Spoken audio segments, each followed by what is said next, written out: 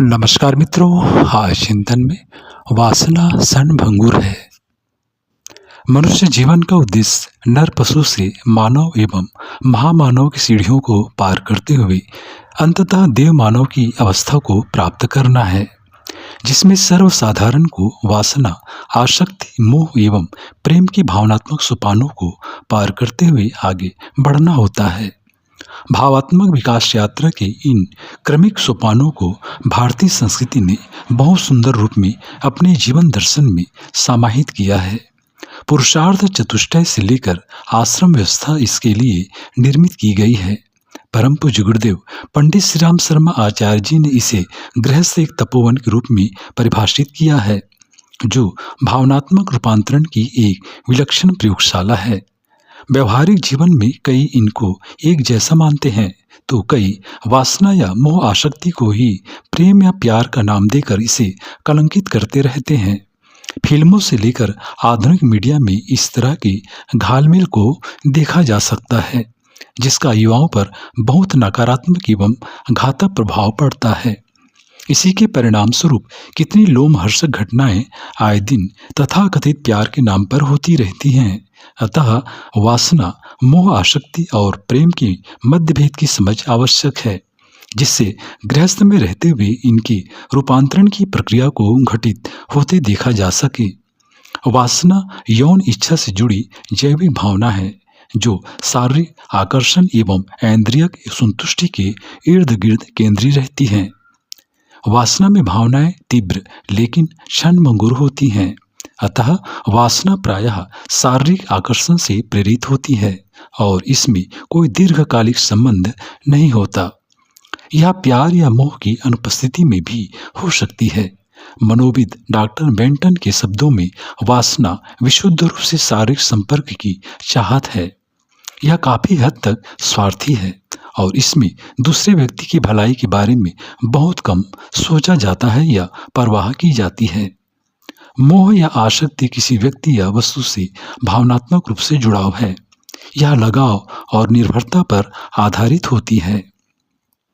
आसक्ति में व्यक्ति को उस व्यक्ति या वस्तु की आवश्यकता महसूस होती है और वह उसके बिना स्वयं को अकेला या असुरक्षित अनुभव करता है।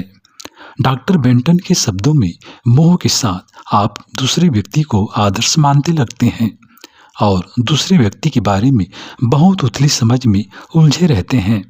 मोह लोगों को एक साथ ला सकता है, लेकिन यह शायद ही कभी लोगों को एक साथ रख पाता हो।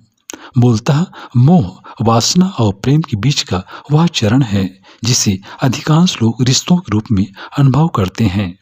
प्रेम इन दोनों से परे एक गहरा, स्थायी और भावनात्मक संबंध है, जो केवल आकर्षण पर आधारित नहीं होता।